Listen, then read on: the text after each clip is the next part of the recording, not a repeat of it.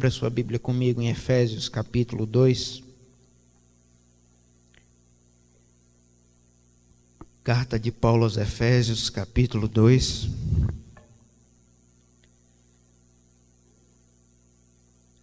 Do versículo 1 ao versículo 10. Carta do apóstolo Paulo aos Efésios capítulo 2, do verso 1 ao verso 10.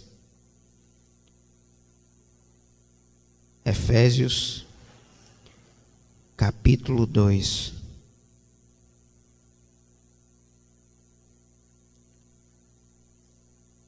Diz assim a palavra do Senhor. Ele vos deu vida, estando vós mortos nos vossos delitos e pecados, nos quais andastes outrora, segundo o curso deste mundo, segundo o príncipe da potestade do ar, do espírito que agora atua nos filhos da desobediência, entre os quais também todos nós andamos outrora, segundo as inclinações da nossa carne, fazendo a vontade da carne e dos pensamentos, e éramos por natureza filhos da ira, como também os demais. Mas Deus, sendo rico em misericórdia, por causa do grande amor com que nos amou, e estando nós mortos em nossos delitos, nos deu vida juntamente com Cristo. Pela graça sois salvos. E juntamente com Ele nos ressuscitou e nos fez assentar nos lugares celestiais em Cristo Jesus, para mostrar nos séculos vindouros a suprema riqueza da sua graça, em bondade para conosco em Cristo Jesus. Porque pela graça sois salvos, mediante a fé. Isso não vem de vós, é dom de Deus, não de obras, para que ninguém se glorie. Versículo 10. Pois somos feitura dele, criados em Cristo Jesus, para as boas obras, as quais Deus de antemão preparou para que andássemos nelas. Oremos. Suplicamos mais uma vez a intervenção soberana do Senhor, Pai. Obrigado a Deus pela Tua palavra. Obrigado a Deus, porque o Senhor nos deu vida quando nós estávamos mortos em nossos delitos e pecados. Obrigado a Deus por tamanha misericórdia. Obrigado a Deus porque a Tua graça é maior do que a vida. Obrigado a Deus porque a Tua palavra nos garante que nós Te amamos porque o Senhor nos amou primeiro. Obrigado a Deus pela garantia que nós temos do Senhor, da Tua revelação suficiente, inerrante, infalível através da Tua palavra, de que não que nós tenhamos amado ao Senhor, mas o Senhor nos amou e se entregou a si mesmo como propiciação pelos nossos pecados. Ó Pai, louvado seja o Teu nome. Obrigado a Deus, porque o Teu amado Filho Jesus Cristo é a propiciação pelos nossos pecados, e não somente pelos nossos, mas pelos pecados de todo o mundo. Louvado seja o Teu nome, ó Deus. Ó Deus, tem misericórdia de nós mais uma vez. Fala conosco, ó Deus. O Teu povo precisa ouvir a Tua voz, ó Deus. Não porque merecemos, mas porque carecemos desesperadamente da Tua palavra. Fala conosco. Nos conforma, ó Deus, à imagem de Cristo. Toda a glória seja dada a Ti. Tem misericórdia de nós, ó Pai. Em nome do Teu amado Filho Jesus Cristo, que vive e reina para todos sempre. Amém. Nós temos um texto que nos traz a realidade do homem do pecado para a salvação pela graça, da sepultura para a vida. Paulo estabelece um contraste entre o homem e o seu estado à parte da graça de Deus, e aquilo que o homem pode vir a ser quando ele é regenerado, quando ele recebe um novo coração, quando ele recebe novas afeições, quando ele recebe uma nova natureza. O apóstolo Paulo, ele inicia dizendo que ele nos deu vida. Quem? Jesus Cristo nos deu vida, quando nós estávamos mortos em nossos delitos e pecados. Paulo retrata nos versos de 1 a 3 a obra do pecado contra nós. Paulo diz que nós vivíamos segundo o curso desse mundo, segundo o príncipe da potestade do ar. Nós éramos servos de Satanás. Nós andávamos segundo as inclinações da nossa natureza pecaminosa, mortos em nossos delitos e pecados, fazendo a vontade da nossa carne. E nós éramos, por natureza, filhos da ira. Éramos merecedores da ira de Deus. Merecíamos a santa e justa ira do Cordeiro. Quando Paulo retrata, inspirado pelo Espírito Santo, o que o pecado, a obra do pecado contra nós, ele vai dizer que nós éramos incapazes de apreciar as coisas espirituais. Esse é o estado que se encontra o homem natural, o homem à parte da graça de Deus, morto em seus delitos e pecados. Por isso as Escrituras dizem que o homem natural não compreende as coisas espirituais e não pode discerni-las, porque as coisas espirituais se discernem espiritualmente.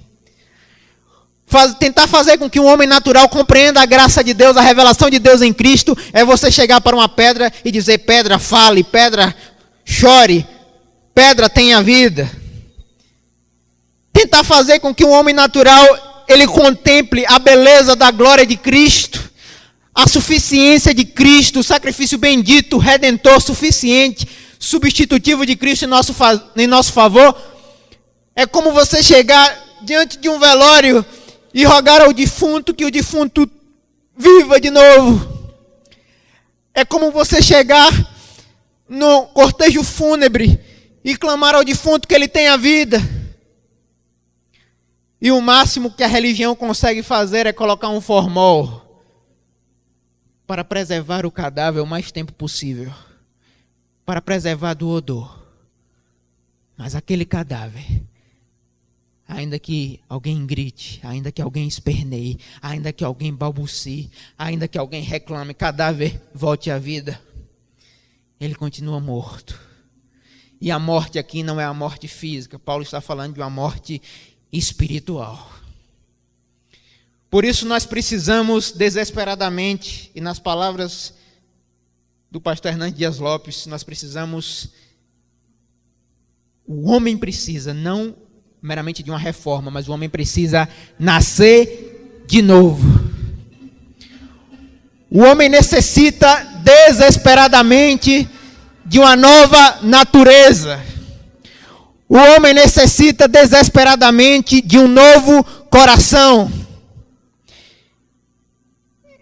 E a palavra de Deus garante, Jeremias capítulo 31, para a igreja do Senhor: estão chegando os dias, diz o Senhor, em que farei uma nova aliança com a comunidade de Israel, com a comunidade de Judá. Porei a minha lei no seu íntimo e escreverei em seus corações. Tirarei o coração de pedra e colocarei um coração de carne. Imprimirei as minhas leis na sua mente. Deus disse que ia escrever no coração, não mais em tábuas de pedra. Porque Paulo diz que nós somos carta viva de Cristo Jesus, não escritas em tábuas de pedra, mas escrita em tábuas de corações de carne. Essa promessa que se cumpre no Novo Testamento é a promessa de que o Espírito Santo de Deus, o profeta Ezequiel cita, capítulo 36, um capítulo anterior à passagem do Vale de Ossos Secos, onde Deus promete: aspergirei água pura sobre vocês e vocês ficarão puros. Tirarei de vocês o coração de pedra e colocarei em vocês um coração de carne, para que vocês obedeçam às minhas leis. Mas o homem natural é incapaz de apreciar as coisas de Deus. E aí nós ficamos nos perguntando: porque investimos tanto na igreja brasileira em discipulado, porque investimos tanto em algumas igrejas em programas para jovens e não há crescimento espiritual, e não há sede e fome de Deus, porque é provável que nós estamos querendo ensinar o santo evangelho, a santa palavra, a cadáveres espirituais. E nós nos perguntamos por que não há mais avivamentos nos nossos púlpitos. Como diz o Russell Shedd, o finado Russell Shedd, um homem muito usado por Deus, não há avivamento porque não há arrependimento. E onde não há arrependimento não pode haver avivamento. Cadáveres espirituais mortos em delitos e pecados, essa era a nossa condição.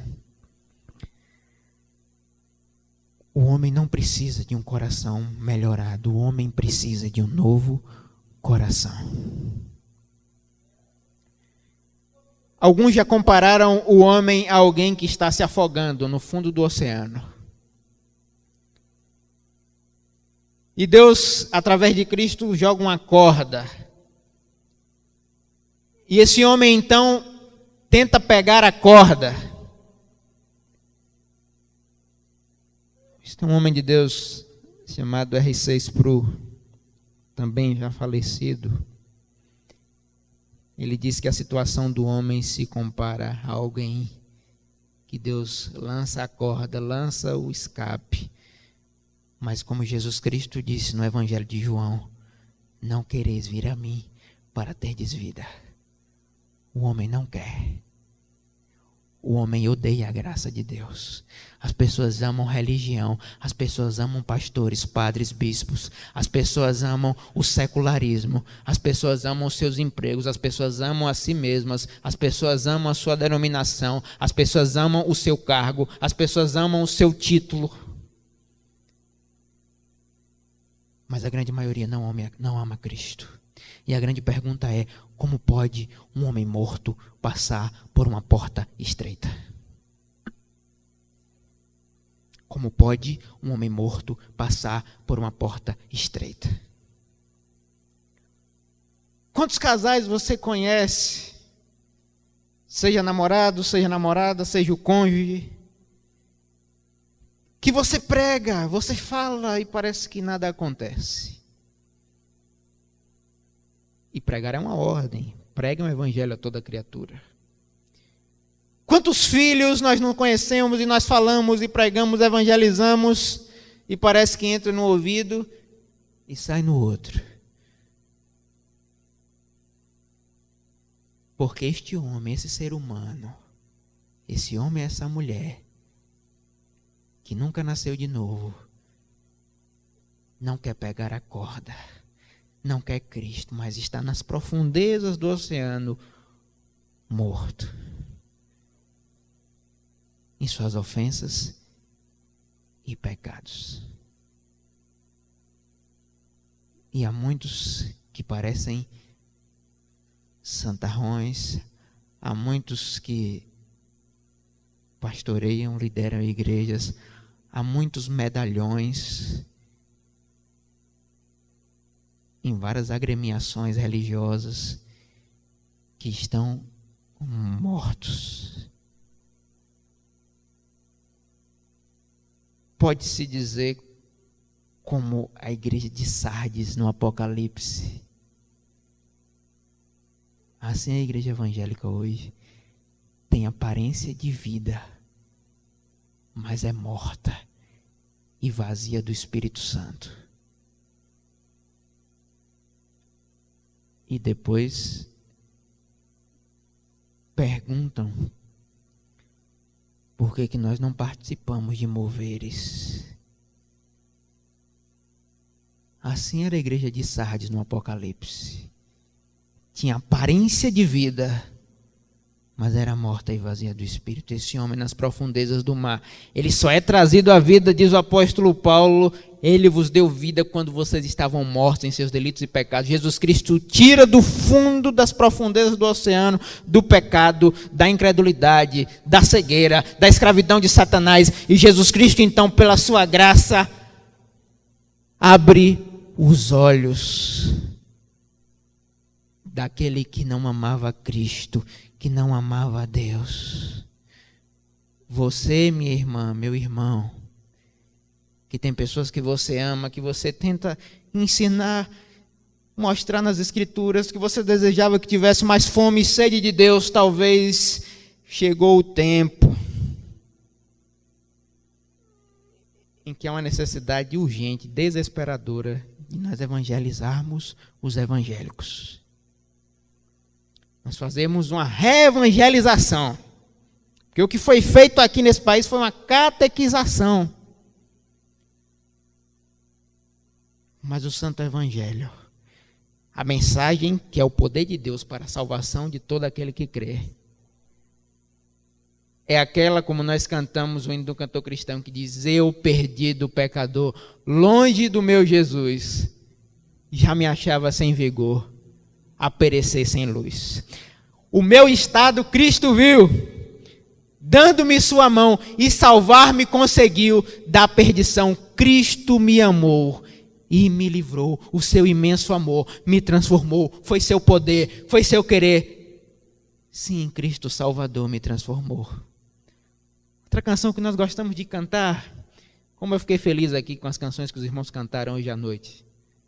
Não que nos outros domingos eu não fique, mas porque tem algumas canções que me trazem boas memórias. Memórias especiais. Tem uma canção que diz assim: Jesus Cristo mudou o meu viver. Ele é a luz que ilumina o meu ser. Sim, Jesus Cristo mudou o meu viver. E aí nós cantamos: diferente hoje é o meu coração. Será realmente que o nosso coração é diferente? Cristo deu-me paz e perdão. Será que eu encontrei a paz e o perdão de Deus? Sim, diferente hoje é o meu coração. E aí, Paulo vai falar da obra de Deus por nós, versículo 4. Mas Deus, sendo rico em misericórdia, por causa do grande amor com quem nos amou,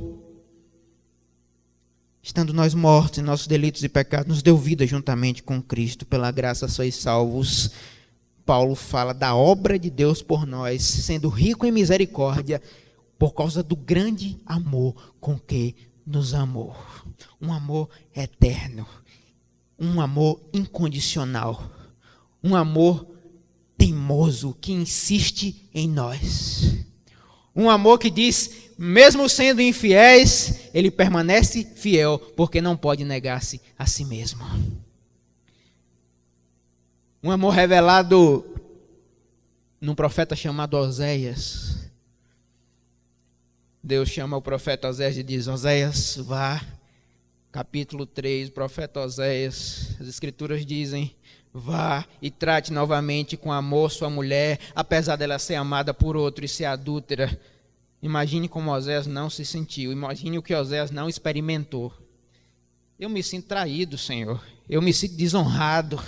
Aí Deus, você vai agir com ela, com amor, com misericórdia, com fidelidade, com perdão, com compaixão, porque assim como o Gômen, a traidora, assim é o meu povo comigo. Mas a fidelidade do meu amor, ela permanece. A fidelidade do meu amor não muda. A fidelidade do meu amor é eterna. A minha misericórdia,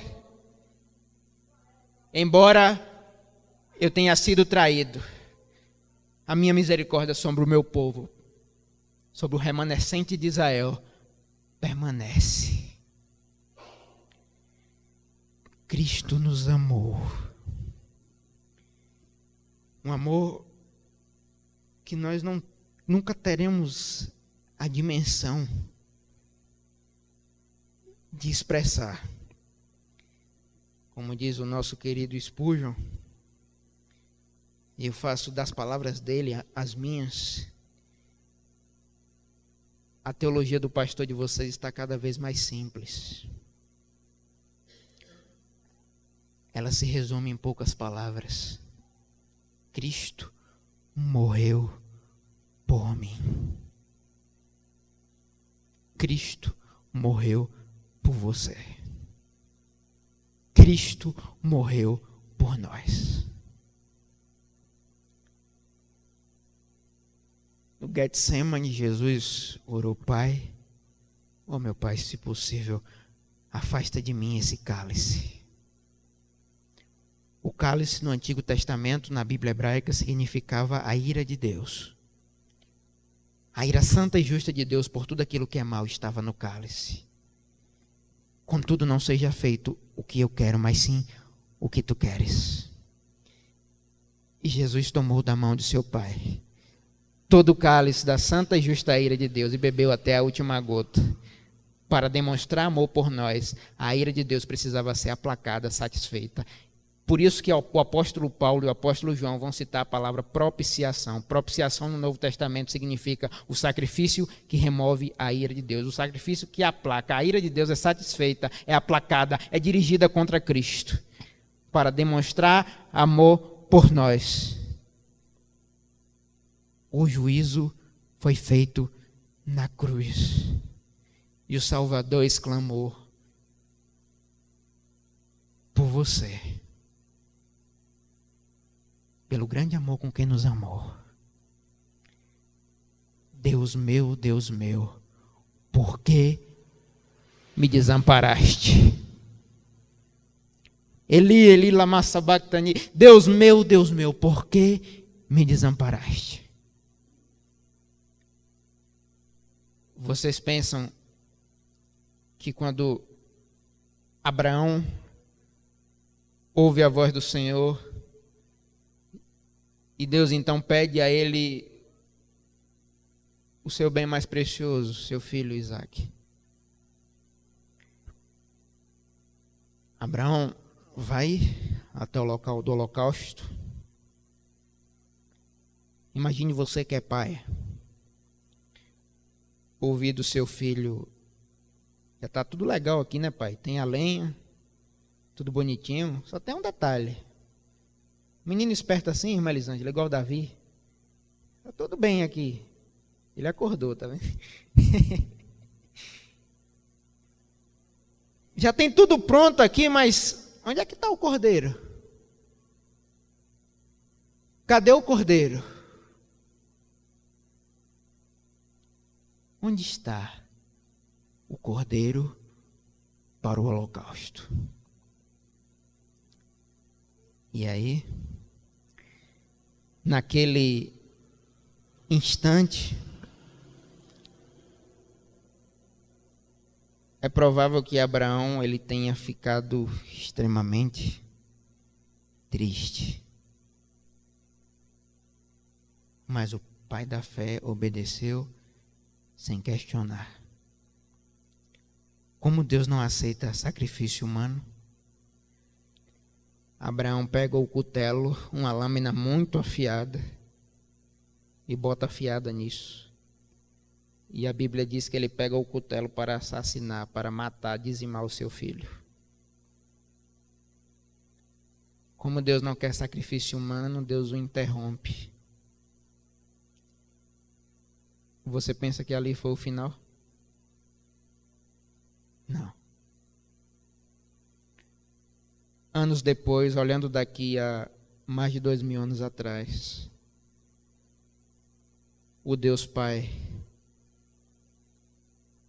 deitou a mão sobre o seu amado filho e o assassinou na cruz. Por pecadores mortos em delitos e pecados que éramos nós.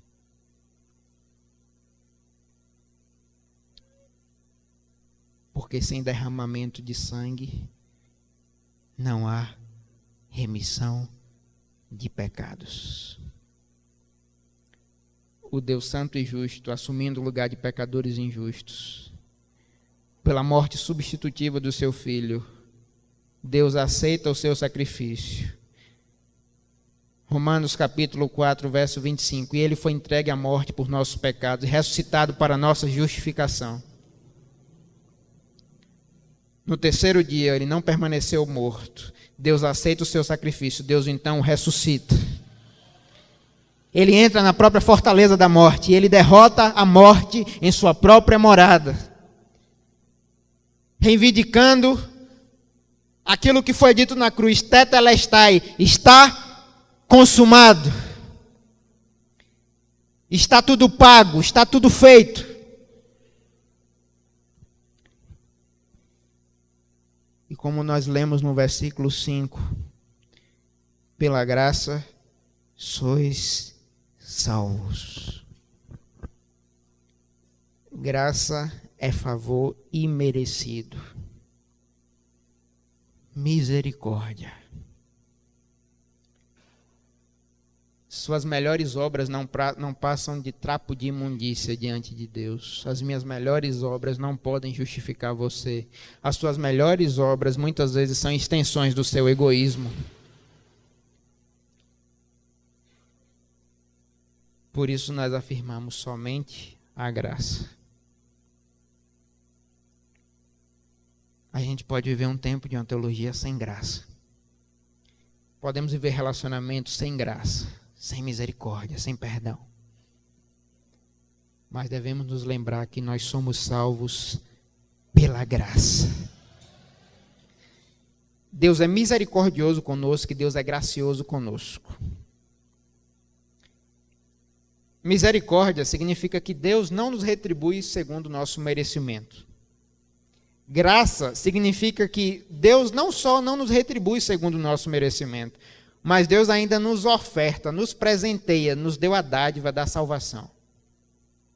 A maior bênção do Evangelho é a salvação. Quem quiser riquezas, glamour, títulos, procure outra atividade para fazer. O Evangelho não promete bens materiais. O Evangelho não promete prosperidade. O Evangelho não promete a melhor vida aqui na terra. O Evangelho de Cristo não é um Evangelho de sucesso. Eu lamento desapontá-lo, mas o Evangelho de Cristo não é o Evangelho de sucesso. Deus não está preocupado com as suas necessidades mais egocêntricas. Deus não está preocupado com a sua conta bancária. Deus não está preocupado se você é próspero ou se você não é próspero. Se você é amarelo, se você é negro, se você é azul, não. Deus se importa com a sua vida. Por isso Jesus disse: de que vale ao homem ganhar o mundo inteiro e perder a sua alma. Tem muita gente que está recebendo aprovações em vestibulares, e não é uma coisa ruim não, eu também já fui. Também não é uma grande coisa, o mais difícil é fazer o curso, né? Mas tem muita gente que está muitas vezes alavancando financeiramente, religiosamente, mas tem perdido a sua vida. Há tantos que ganharão a sua vida neste mundo, terão a melhor vida aqui nessa terra. Por isso Jesus disse: qualquer que quiser salvar a sua vida, a perderá. Mas qualquer que perder a sua vida por mim e pelo Evangelho, a salvará. Por isso Jesus disse: acumulem para vocês tesouros nos céus, onde a traça e a ferrugem não consomem, onde os ladrões não minam nem roubam. Porque onde estiver o seu tesouro, você já sabe o restante, aí também estará o seu coração. A palavra nos diz que Deus nos alcançou com a sua graça. Versículo 8. Versículo 6, depois o 8. E juntamente com ele nos ressuscitou. Nos deu vida. Versículo 8. Porque pela graça sois salvos por meio da fé. Isso não vem de vós, é dom de Deus.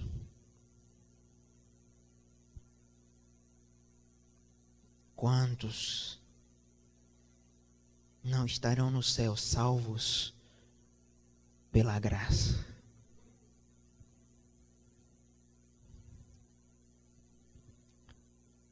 Alguém só pode entrar no céu pela graça. Não dá para entrar no céu por currículo, né? Já pensou? Se fosse por currículo, acho que eu ficaria de fora. Tem muita gente melhor que eu. Quando olho as minhas fraquezas e eu vejo a palavra de Deus dizer que é por graça, que não é por méritos, não é pelos meus esforços, eu percebo que muitas vezes eu julgo os outros simplesmente porque o pecado dos outros é diferente do meu. Eu vejo defeitos nas pessoas e eu quero a semelhança dos discípulos que Deus desça fogo sobre elas. Mas eu me esqueço de que eu também tenho defeitos. A doutrina, a espinha dorsal da fé cristã é que nós somos salvos por graça. E glória a Deus por isso. Porque se nós fôssemos salvos por obras, eu temo que o céu estaria cheio de religiosos e não convertidos. E eu temo que as nossas igrejas estejam cheias de religiosos e não de convertidos. Mas graças a Deus que é por graça. Não vem de nós. É dom de Deus. É dom de Deus. Nós já estamos terminando. Por isso, cuidado.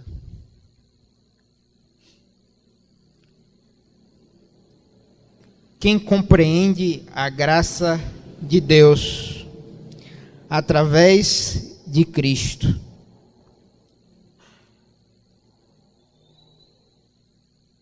precisa ser gracioso com outros. Quem compreende a graça de Deus através de Cristo precisa ser gracioso com outros.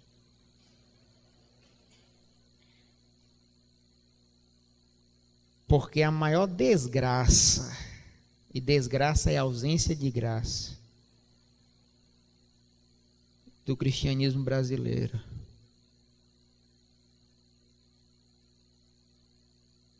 é uma pregação judaica apenas, mas não judaico-cristã.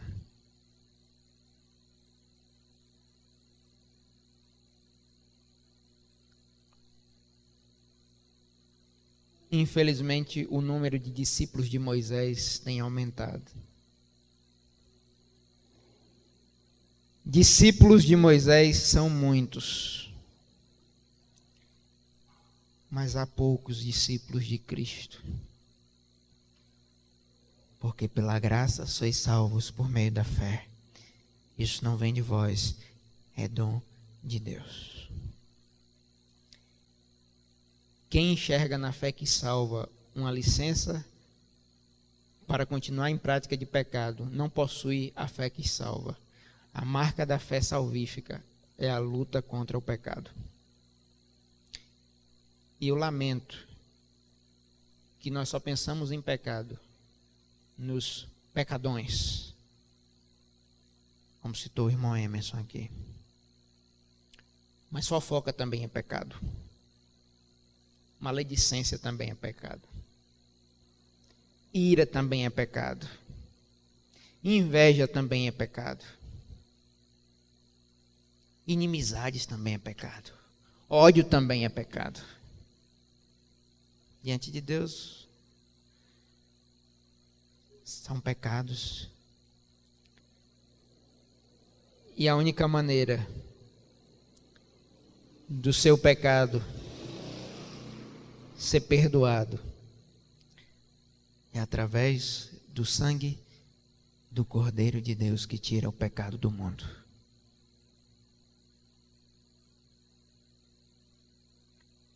Como pode um homem morto passar por uma porta estreita? Se ele recebeu a vida quando estava morto em seus delitos e pecados, consequentemente, termino com isso, versículo 10. Ele é um novo homem, uma nova mulher, criados em Cristo Jesus para as boas obras, as quais Deus de antemão preparou para que andássemos nelas.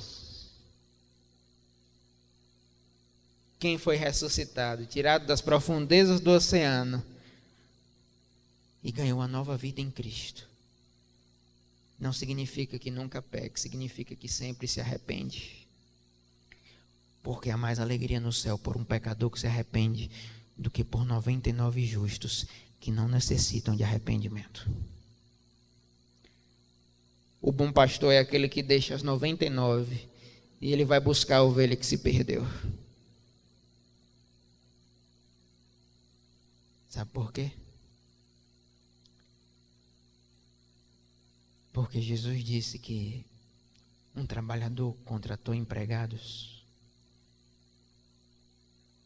e combinou de lhes pagar um salário.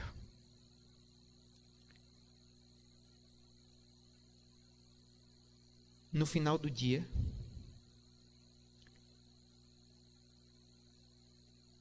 perto do final da tarde, ele contratou alguns desocupados. Ao término do serviço, ele decidiu pagar o mesmo tanto a quem trabalhou o dia todo e quem trabalhou mais ou menos só 1 hora. E muitos se queixaram: como você pode fazer isso se nós trabalhamos durante o dia, nós lidamos, labutamos o dia todo, e esses caras só trabalharam por 1 hora? Isso é injusto. Tem gente que se chateia quando Deus salva a gente, sabia? Que se Caifás tivesse ouvido o diálogo de Jesus com o ladrão da cruz, ele teria ficado muito irado. Tem gente que se chateia com a misericórdia de Deus. Nós temos uma síndrome de Jonas terrível. Sabe?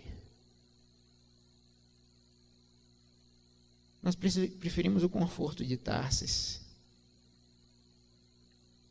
E até ficamos chateados com Deus, né? Porque Deus não é igual a gente. E nós dizemos a Deus: ah, Senhor, eu sabia que o Senhor é assim. Eu sabia que o Senhor é cheio de pena, cheio de compaixão, cheio de misericórdia. Eu sabia que o Senhor tem peninha desse povo. O Senhor fala que vai destruir essa cidade maldita de miseráveis. E o Senhor, no final das contas, quando eles se arrependem, veste pano de saco, o Senhor vai e se arrepende. Ou melhor, perdão, o Senhor vai e não destrói a cidade. E aí o que Jesus ensina é: o dinheiro é de quem? Quem é o Senhor da igreja mesmo, hein?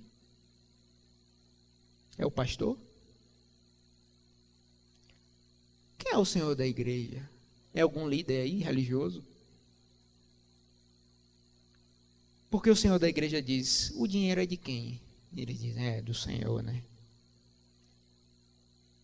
Eu menti a vocês quando eu disse que eu pagaria o valor? Não, o Senhor não mentiu. E qual o problema se o dinheiro é meu e eu quero fazer o que eu quiser do meu dinheiro? E eu quero pagar o mesmo tanto, se eu quero ter misericórdia de quem eu quiser ter misericórdia e ter compaixão de quem eu quiser ter compaixão. Qual o problema disso? Eu não fui justo com vocês. Aliás, eu fui gracioso com vocês, mas quis ser com eles também. E se os tivesse punido, eles receberiam o que mereciam, como vocês também poderiam ter recebido o que mereciam, mas não, eu tratei eles com graça, assim como vocês.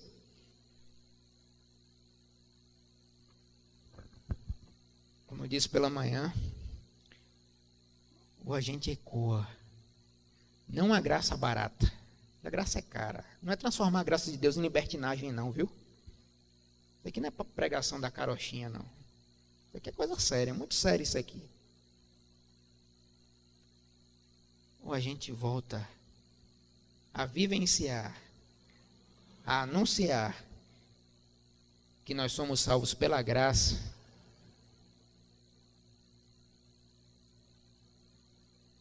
ou nós continuaremos pregando e anunciando o anátema. E nós vamos dar conta a Deus por anunciar o anátema. Se alegrem. Quando Deus lhes dá uma palavra dura, significa que vocês ainda são seu povo. Uma das marcas de um falso profeta é que ele só vai falar aquilo que você gosta de ouvir, vai fazer coceira nos seus ouvidos, para que você goste deles. Mas Ele te deu vida quando você estava morto em seus delitos e pecados, para agir através de você, e agindo através de você, te conformando à imagem de Cristo, você consequentemente produzirá o fruto do Espírito, que é amor, alegria, domínio próprio, paciência, benignidade, longanimidade. Contra essas coisas não há lei. Gálatas 5:22. Produzindo o fruto do Espírito, esse fruto que Deus preparou de antemão para que aqueles que foram lavados, remidos, regenerados pelo Espírito Santo de Deus pudessem produzir. Porque a vida eterna é esta: que te conheçam a ti como o único Deus verdadeiro e a Jesus Cristo, a quem enviaste. Louvado seja o Senhor. Bendito seja aquele que nos salvou pela sua graça.